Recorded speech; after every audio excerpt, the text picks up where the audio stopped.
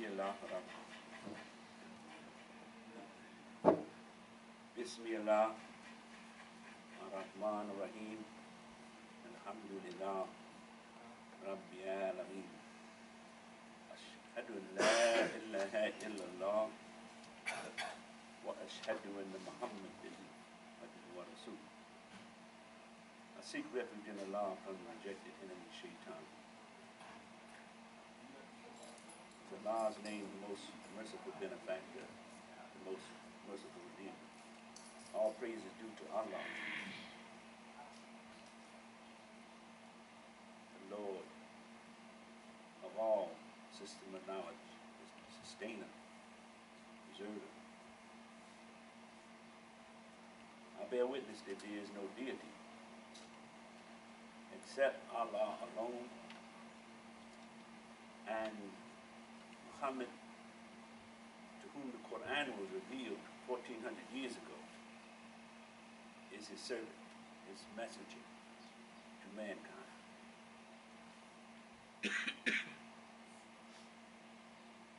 We thank Allah, we praise Him, especially for the blessed month, for the blessed time in the month of Ramadan that He has prescribed for us to fast.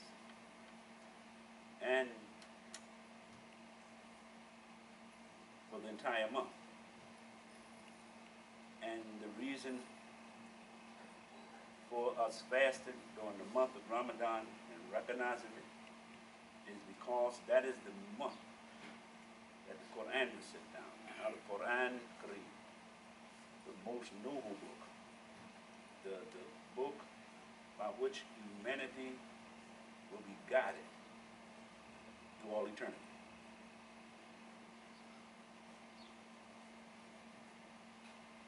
We're going to look at a surah, ayat 2 in surah, where Allah is talking to Prophet Muhammad sallallahu alaihi wasallam, and He's talking with him and giving him instructions.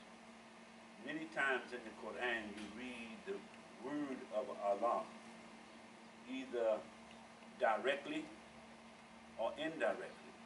Even when He says someone is talking, they are talking through Him. They're not talking on their own. They didn't come into the Quran and say, I got a word to say. That's not how they got into the Quran. Allah caused them to talk.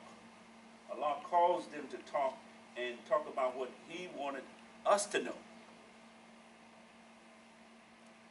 He caused them to talk about what He wanted us to know. It's very important for us, the us that exists at the time in history that's reading Quran. This is our time. This is us.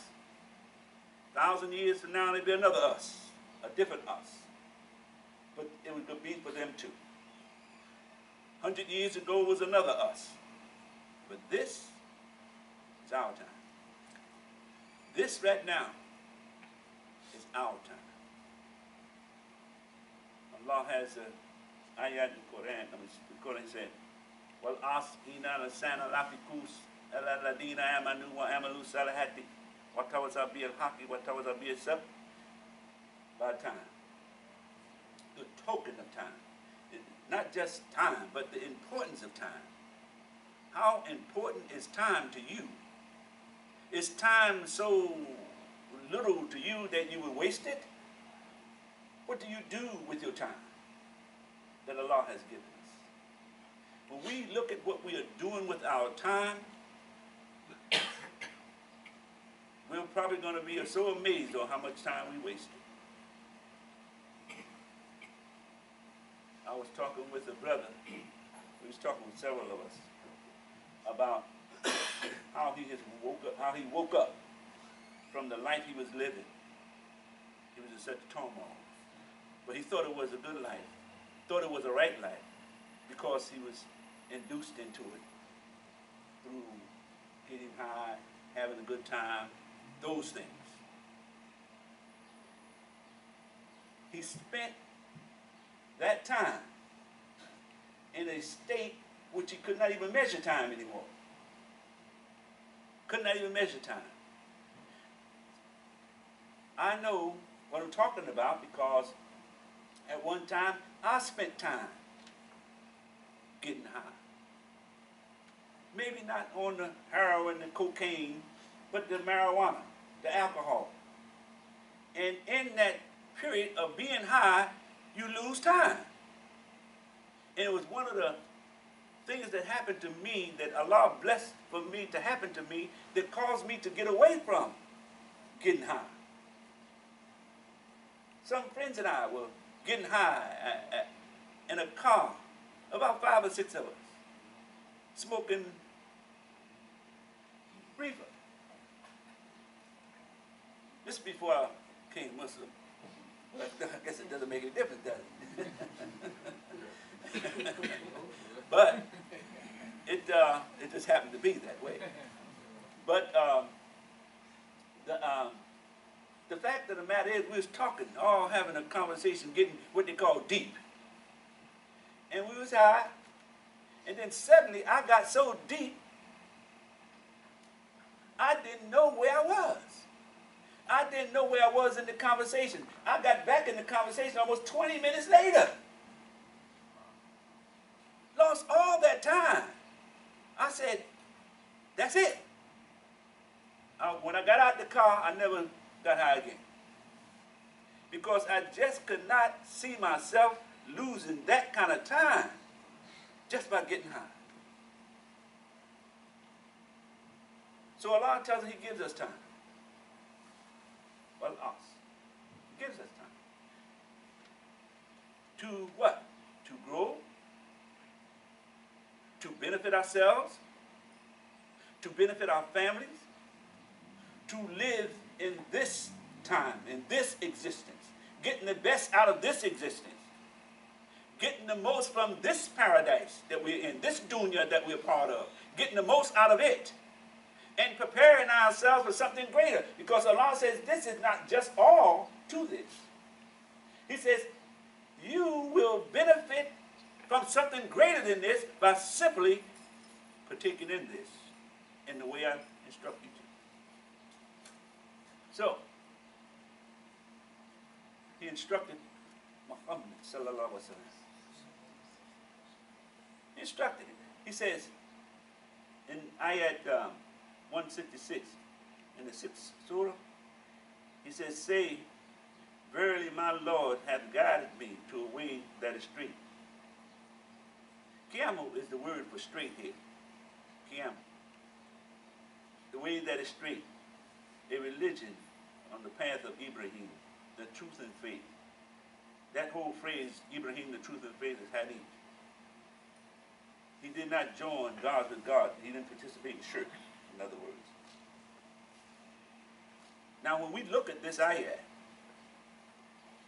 we see how Allah is talking to the Prophet, Muhammad sallallahu alaihi wasallam.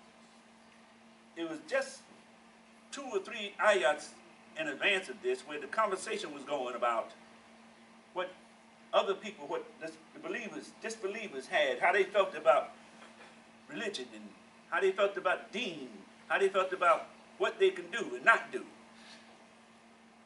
And even those who call themselves taken in religion, Allah shows in just a few ayats above this that they cause sex to come among themselves. They broke themselves up into sex. That's not S-E-X, sex. That's S-E-C-T-S, sex. Because we got so much of that going on nowadays, it's good to clear that up. But they broke themselves up into divisions. So Allah says He'll tell them the truth on that day. And then He comes down and begins to talk to Prophet Muhammad directly and tell him what to say. He says, Qul. When He says Qul, He's saying say. That's a command verb in the Arabiya. That's a command verb. Telling someone what to do. So He said, Qul, say, I have been guided by Rabbi. Guided by Huda. Huda is a term for guidance. And Rabbi is the term of Lord. I've been guided by my Lord. He said, told him to say this. I've been guided by my Lord to Qiyamah. Milad.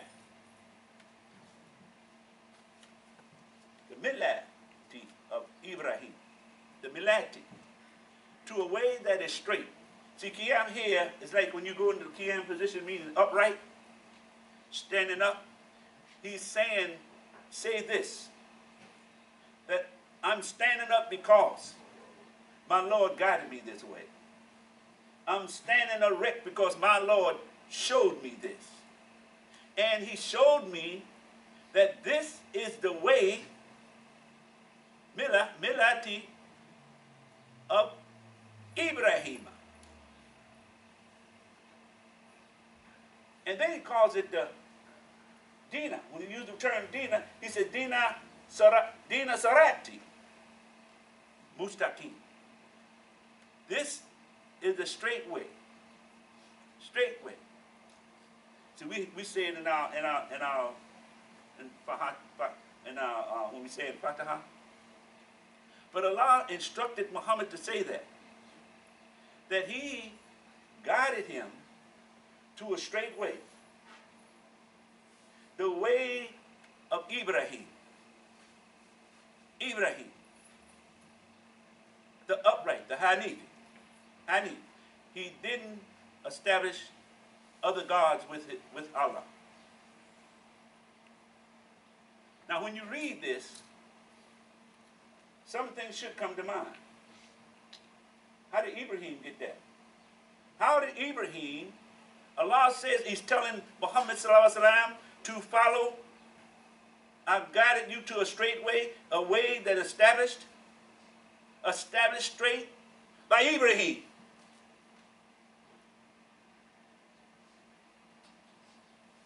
Over in the Quran, Allah explains that. He tells Muhammad sallallahu alaihi wasallam about Ibrahim. The Prophet didn't know about Ibrahim. He didn't just dream this up.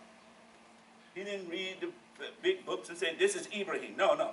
Allah revealed to Muhammad sallallahu alaihi wasallam Ibrahim, the story of Ibrahim. And he told him about how Ibrahim found his fathers and them looking at worshiping gods they created with their own hand. Then he showed Muhammad sallallahu alaihi wasallam that Ibrahim was willing to sacrifice his son. Because at that day and time, they were sacrificing their firstborn. Blood sacrifice they were doing. So Ibrahim was willing to do it because that was part of the religion. What religion? Huh? That means that man had religion before the time of Ibrahim. But it wasn't straight. It got off track. It came in with Noah. Noah was the first one that Allah, other than Adam, was the first one that Allah put in the theme of religion. Noah told his people, he says, what you are doing is not religion. What you are doing is just a way of calling yourself doing something, but it's violence. You're following your emotions. You're just killing each other over things that's not important. But man's truth, he should follow religion. This religion. So that's what Noah started. And by the time Ibrahim's fathers and generation got it, they had already started carving those things, the god of fertility, the god of wealth, the god of intelligence, out of their own hands. They started making images. Now, that was a practice that just didn't stop. When Ibrahim came, Ibrahim just started a new way of thinking. Because by the time Prophet Muhammad got the Quran, they still had images in the Kaaba. They had statues in the Kaaba. Images. So it didn't actually stop. But what it did, it was being challenged at the time of Ibrahim. Ibrahim showed the challenge. it shows that Allah challenges man. He challenges man. He says, okay, I allowed you to think. I allowed you to come up with your own civilization. I allowed you to develop your own life. I allowed you to do this, but is it correct? He asked man that question. Is what you're doing correct? And he does it through one of their own. He doesn't just do it and it comes down, some angel come down and ask the humanity, what about, no birds, no animals, none of that come down and ask the question. No, their own, one of their own blood, one of their own came for their own loins. In fact, it was the son of one of the chiefs. Ibrahim was one of the son of one of the chiefs. And he was the one that Allah calls to present this challenge. Now, all of this picture that we're talking about now is the picture that Allah painted for Prophet Muhammad ﷺ so he could understand clearly why he's on the path, the millah of Ibrahim. So he could understand that clearly. Ibrahim was the one point in the history of man where Allah shows clear what the intellect was for. Why do you have an intellect? Why do you have a mind? Why do you have a rational mind? In this picture of Ibrahim, he shows it clear. The rational mind, the intellect, is designed to strain, is designed to strain to find the answer to any solution. No matter what comes before you, you're going to want to know why.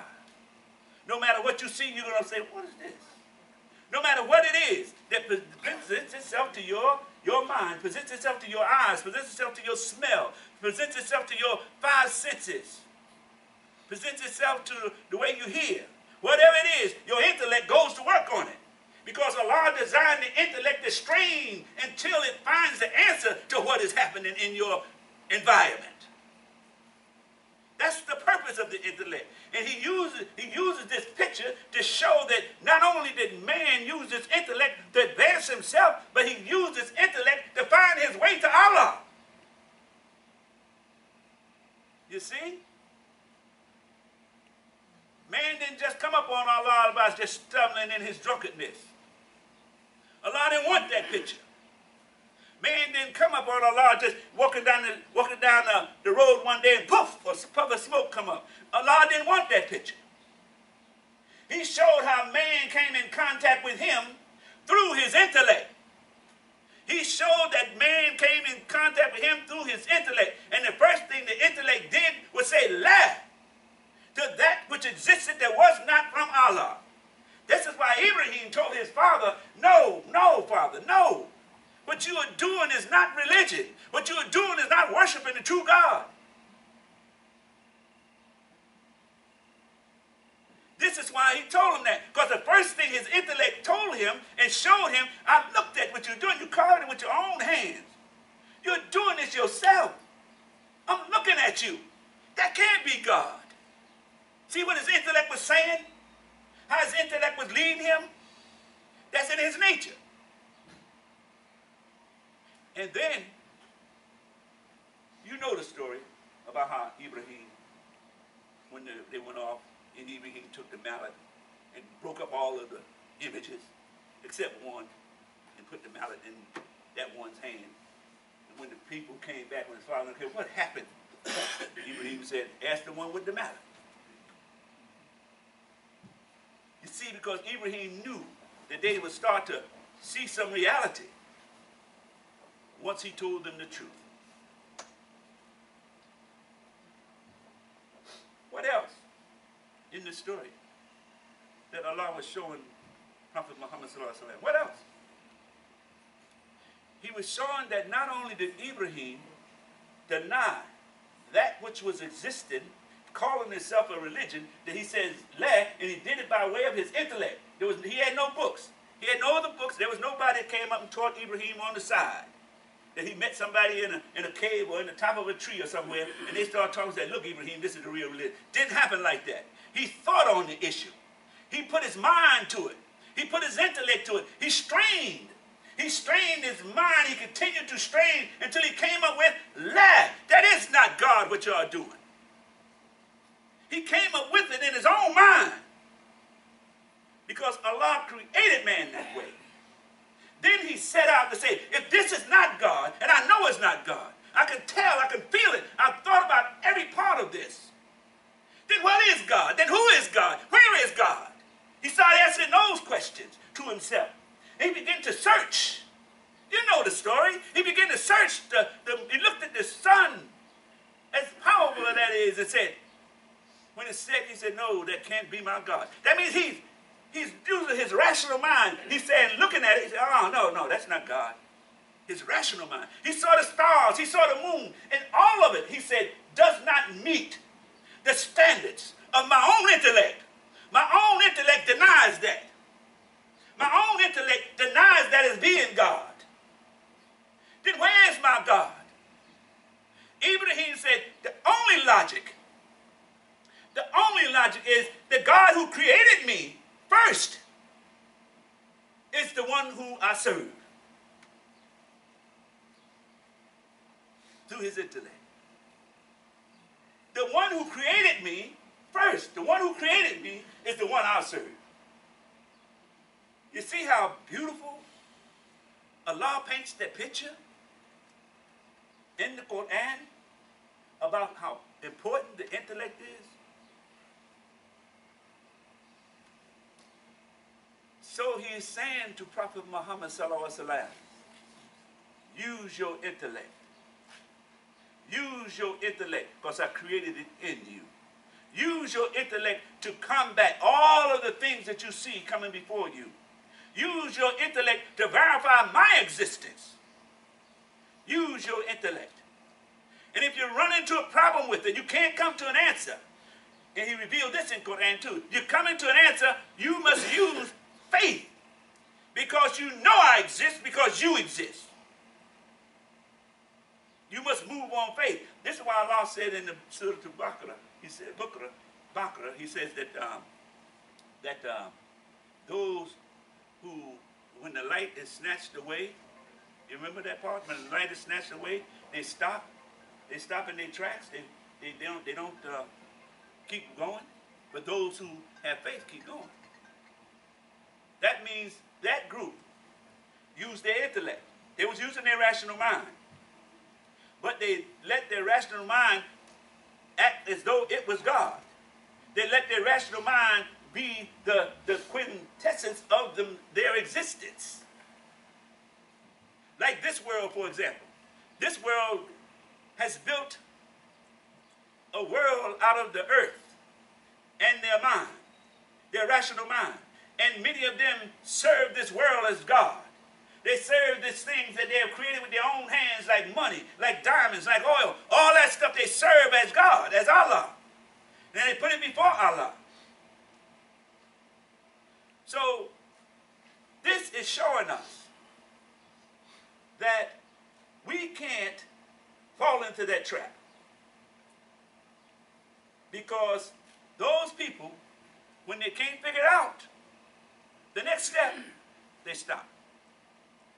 They stop. They say, well, I can't accept what you're saying because you're not showing me the evidence.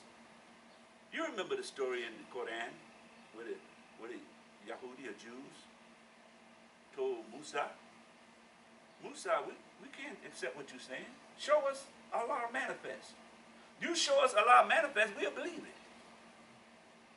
Show us the angel. Show us something real. Show us who next to you, who talking to me. Show us. See, they couldn't have enough faith to accept what Musa was saying because they depended on their rational mind alone.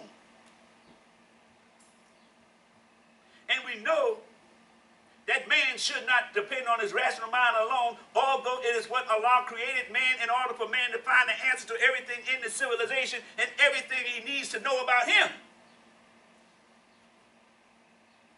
But when you're making sujood in salat, what do you put on the floor? What do you put down? You put your mind, you put your rational mind on the floor to say, I'm serving Allah, I'm not serving my intellect. My intellect serves Allah. That's why we make sunnah the way we do. To remind us that our intellect is not in charge of this. Allah is in charge. Allah created the intellect to serve us. Did not Allah say in the Quran that He created this creation to make sunnah to His man, His Adam, His mature human being? To make sunnah means give up your power, give up whatever you have to man. That's what you do when you make sunnah. You're giving it up. That's why the word sunnah is used there. When He tells all the malaika to make sunnah, that's why the word, you know what sunnah is. When you're giving up what you have, your whole intellect. So He's telling the whole creation to do that.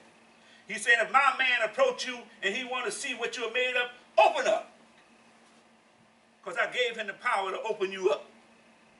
You remember He said, when He asked the angels, tell me the names of these things, and the angels said, we don't know except for what you have told us. Then when He asked Adam, He said, Adam, tell them their names. Because He had taught Adam. So Adam had the intellect to crack them open, to make electricity out of the power of water, to take wind and turn it into heat, to take wood and burn it into a fire that could melt iron and put it together with another component and make steel. He gave man that power. He didn't give that power to the angels. He gave it to you.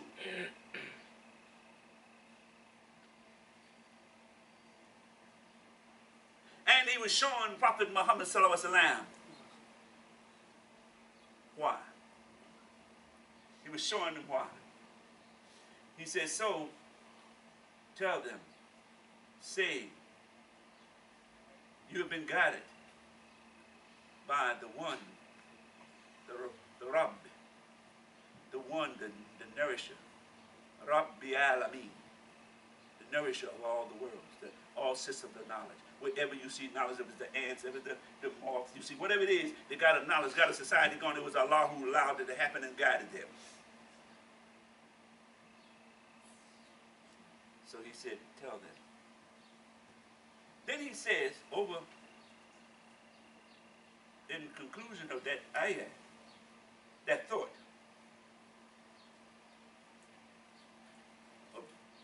a thought before the conclusion of that thought, He says, say, use the term again, say, say surely, inna, surely.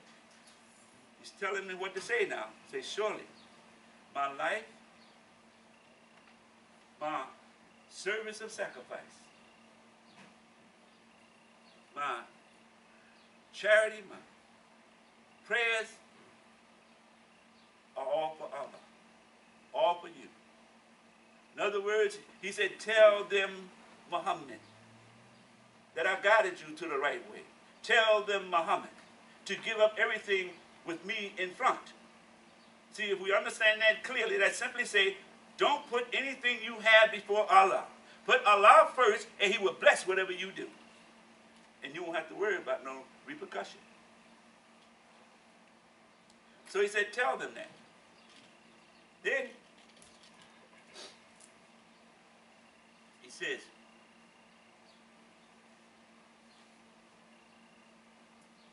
no associates, no partners.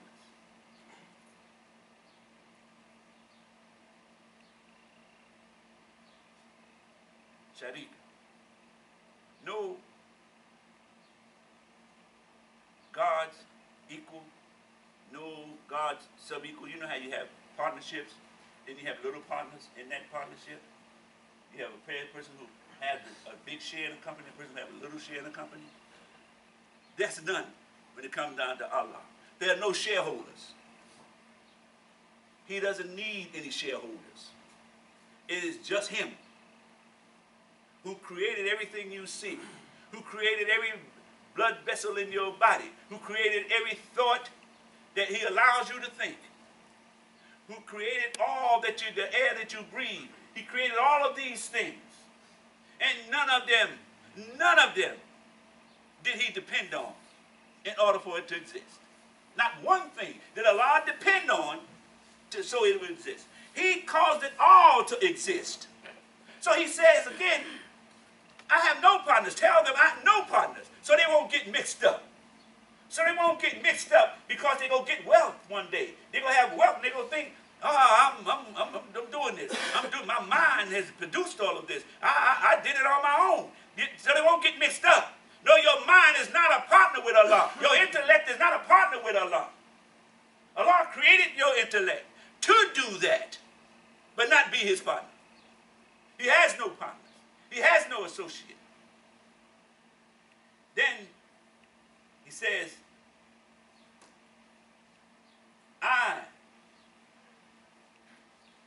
this I am commanded. This I am commanded. He instructed Prophet Muhammad sallallahu alaihi wasallam to say, when he said he has no partner, say after that, this I am commanded. In other words, it's another command verb type situation where there's no room. There's no room for error here. There's no gray area. There's no shadow that's leaning off the tower where you can misinterpret something. No, he says, of this I am commanded. I didn't do it on my own even. I'm commanded. I'm commanded by Allah. And then he goes on and say, I am the first of those who submit. The term is Muslim. The term is Muslimin. I am a Muslim. Now, until that point, what did you think Prophet Muhammad sallallahu alaihi wasallam was? Until that point, what did you think Ibrahim was? Now, mind you that Ibrahim said some of this. This is what Allah is showing him. This is what Allah was showing Prophet Muhammad, that Ibrahim has said this. This is how Ibrahim came to that conclusion. Ibrahim said, I'm not following anything. I'm commanded by what I found out in myself, about myself, and the only Lord I can serve is the one who created me. I'm commanded that by the creation commands me. This is what Ibrahim was saying. All of the evidence commands me. And I am the first. And when he said, I am the first to submit, I am the first Muslim, he was saying no matter whatever the world is doing, whatever else is going on, it makes no difference at all. You got my sacrifice. You got what I do. I am without doubt.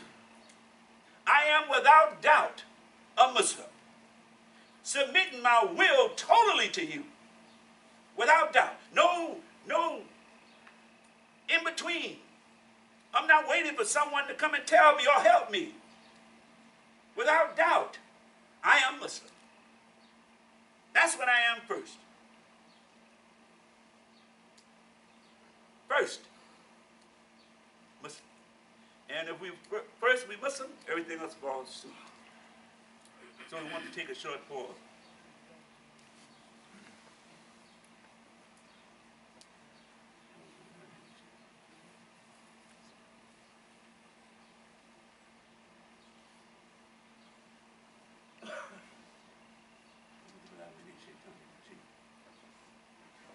Want to remind us. Bismillah ar-Rahman ar-Rahim. Alhamdulillah Rabbil Alameen. Ashhadu la ilaha illallah wa ashhadu anna Muhammadan Rasulullah. Want to remind us that within Ramadan, the beautiful month Ramadan, it's beautiful because the Quran was revealed during that month, and as a plus to that, because Allah could have just revealed the Quran in that month, but no, He had us to fast. So that fasting gives us something. It gives us the ability to ward off the material world, and by material world, I'm not just talking about the physical things out there. I'm talking about our urges. Your urges are much more dangerous to you than the world you see out there. Because your urges are what, remember in the Quran where Shaitan says, I only whispered? That's your urges. Because your urges are not outside you. They're inside you. They whisper. That's the whisper. They, go ahead, do it. Go ahead, you can do it. You can do it. Nobody's looking. They never find out. That's your urge.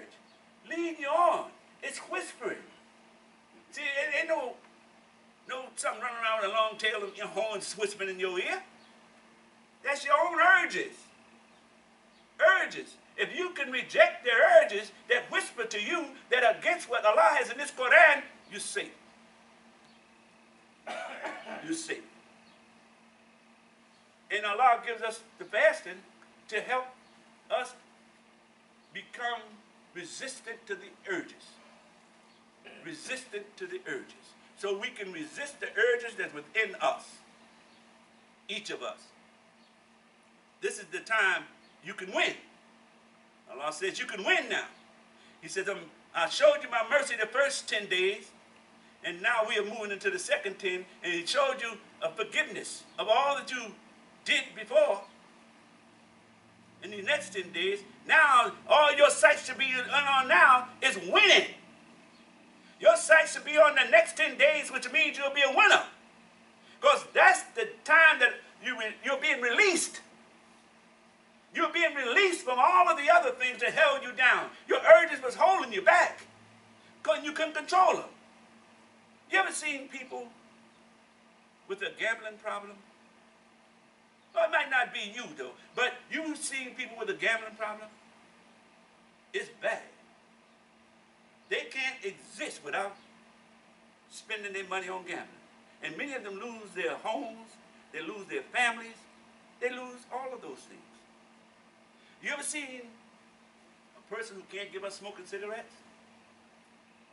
Do you think that cigarette jumps out the pack and run over there and grab a pack of matches or a lighter and light itself up and then jump in that person's mouth? No. The urge to smoke overcomes them. The urge to want to smoke overcomes them. So they have to go into the pack telling themselves, I ain't going to do this no more, but they give themselves an excuse. No, this is okay. You see, they go so far that they can't accept it, and then they begin to make excuses, using that beautiful thing that Allah gave them, that rational mind, to lie to themselves. Or drinking alcohol, or taking drugs. It's the urge. If they can overcome that urge, there's no alcohol problem. If they overcome the urge, there's no smoking, no drinking, none of those problems. Nobody have any problems, sexual problems, ain't no problem if they can overcome the urge. So Allah has given us, in the month of Ramadan, He says, fast. And if you follow my instructions, you will overcome your urges. In the last 10 days, you will feel them freeing yourself from those urges. Well, it's beautiful. It's beautiful.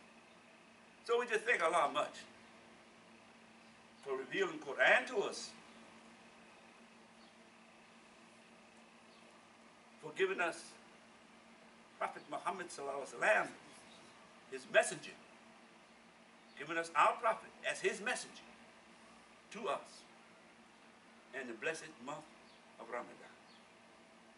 So we want to just close and thank Almighty Allah for blessing us to be here this day, this Yom Jumuah, for during the month of Ramadan. And we ask Allah to give us the best of this world and of the hereafter, and protect us from the fire. Iqamat as-salat. Allahu Akbar, Allahu Akbar. Ashhadu an la ilaha illallah.